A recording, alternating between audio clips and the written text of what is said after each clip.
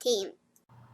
Hey there, this is Mallory, and this is the Orc Tactical Team, and this question here comes from Colin Goody, sorry, but it's a really interesting tactical dilemma that can sometimes come up in your games. Now, we used to see this a lot more back in 7th, but this is the whole idea of MSU. Multiple small units, and it's usually based around surrounding the force, picking away, and you really start seeing these things with, say, like wood elves, or you can also do it dark elves. Lizardmen do it very well. And the problem is that you can be overwhelmed by it, and especially if you're playing more of a common build. Let's say you're building an army like I usually do. You have 3 big hordes, and then all of a sudden you're up against all these units of skinks, or maybe there are a bunch of dark riders and shades and stuff like this, and you just can't pin these guys down. So here you have, this horde of savage orc biggins, but they can't use their strength because they can't get the combat. And meanwhile, over the course of the game, they're picked off with shooting and magic, and then eventually finish at the very last turn, or maybe something else is finished off. They run around you, get your war machines, get that 100 points, and they win the game. And so the real question is, well, if this comes up, how do you deal with this MSU? The very first thing you have to do when you're dealing with this is you know how they say with whenever you have a problem, the first thing to do is to admit you have a problem, and that's very important in this case. If you already start and you deploy, you start getting to your first turn, it's too late. It's too late. You need to already have it walking into the game saying, wow, this is a threat. I'm going to need to deal with it. Because seriously, it'll be too late by the time you start getting through your first couple of turns. Now, there's another part you have to be looking at too. This could be a thing where, what's actually the scenario? Maybe the scenario is something like Watchtower. Well, who cares if they're MSU? Let them run around. Let them kill your whole army. Get your one big unit into the tower and just wait it out. You don't even care. So that's really the first step, is can I win the game with scenario without even fighting these guys? That can be a very easy way to beat them. So stop and take a look at that, because again, if you start in your first couple of turns in, it could be too late to deal with whatever scenario it actually is. The second thing to do is to decide if you want to try and do a whole approach where you're going to try and sweep around and catch these guys. And really how that works is really more based around terrain.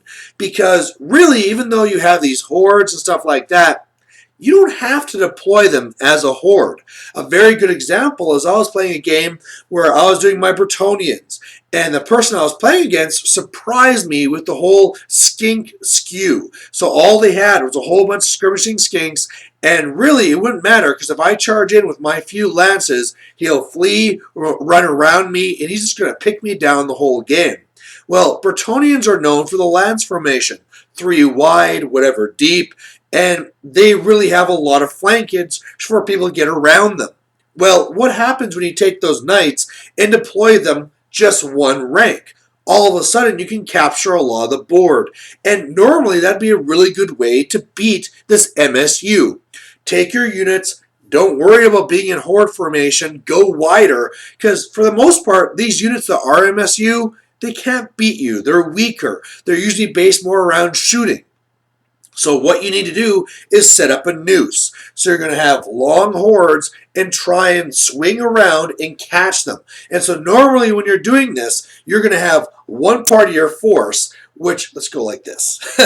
One part of your force, which is going to be kind of more of the anvil or whatever you want to call it. It's going to be the sturdy part of it. Because normally, sure, you could go like this and walk up the entire board and try and get them, but that won't always work. So normally, you have to lock down one flank, and then the other flank is just going to sweep around, and like a net, you're going to catch them.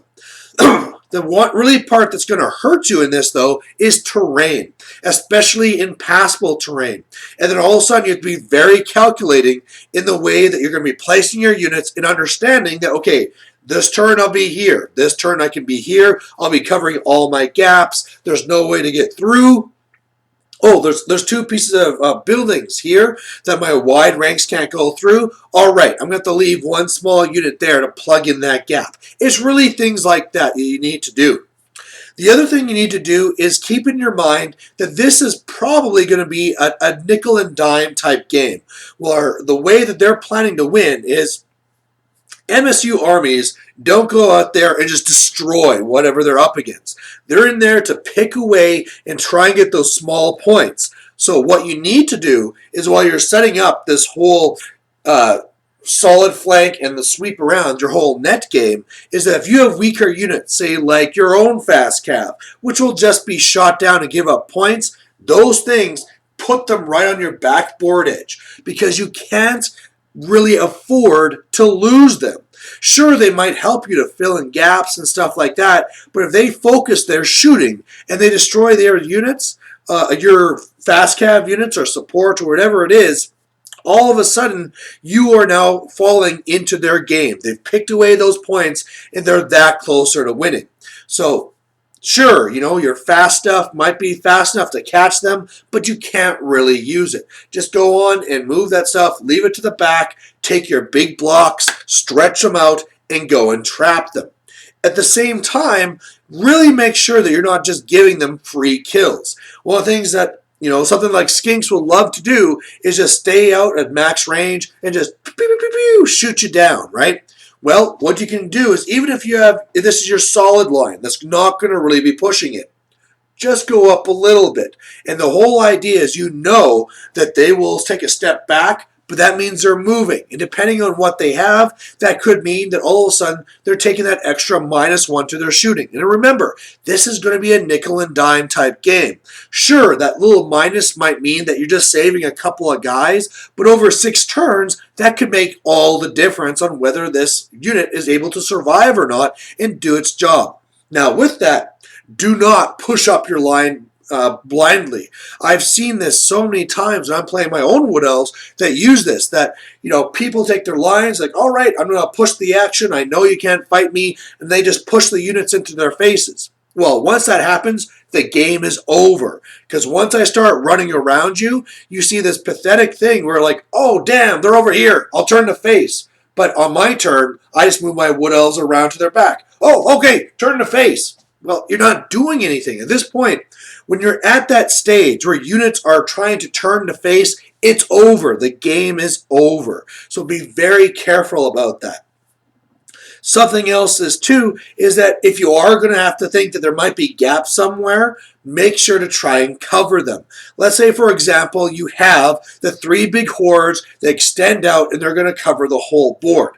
Something that's going to be happening is that as you take losses, those units are going to shrink, especially if they're 1 rank. So that means you're going to be creating gaps because as units get more narrow, that means there'll be the holes in between.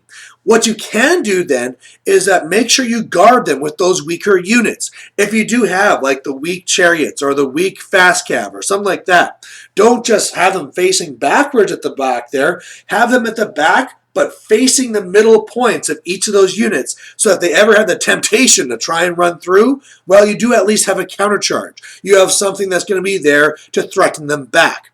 At the same time, while we're talking about nickel and diming, look at your spell list, look at your shooting. Try and decide where you can get these little points from them. It might be that, man, I can shoot this unit and I might try and kill that monster. But at the same time, it might be that, well, I want to get the sure points. I want to be shooting this unit.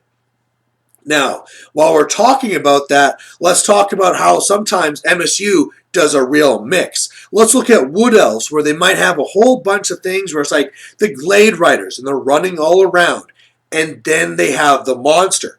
Now, the real risk there is that, sure, most of their armies all set up to run, and pew, pew, pew, work you down. But then they have that one solid punch. They got the tree man or whatever it is who can really go in there and smash. That makes it very difficult. And what you almost have to really do in this case is when you're setting up and you're doing your whole balance for deployment is when you're setting up those 2 sides, wherever that tree man goes, that's going to be the side that's not really advancing. You want to have a standoff with that thing. And it's going to be the other side that's going to be swinging around and doing the whole trap. If you do have war machines or something like that, and you're at a risk where he might be able to charge you with that monster, well then by all means take that monster down. Especially if it's a thing where you can get those big points and say like, well, I just killed your 250 point monster. You better do some serious stuff to me, otherwise I'm in the lead here. But at the same time, don't just be blindly shooting cannons at stuff thinking, oh, I can get some points here. Look at the fast stuff, right? You might be shooting your organ guns and stuff, say at the tree man. But at the same time, while you're focusing on them, their units of their wild riders or something gets around you, and all of a sudden now they're taking out your war machines and your bunker. And sure, you killed that expensive tree man, but now after they killed your war machines and your bunker, they're the ones who are ahead. Remember, it's all about the entrapment. If there's any way that they can get out of that net, that is the number one priority.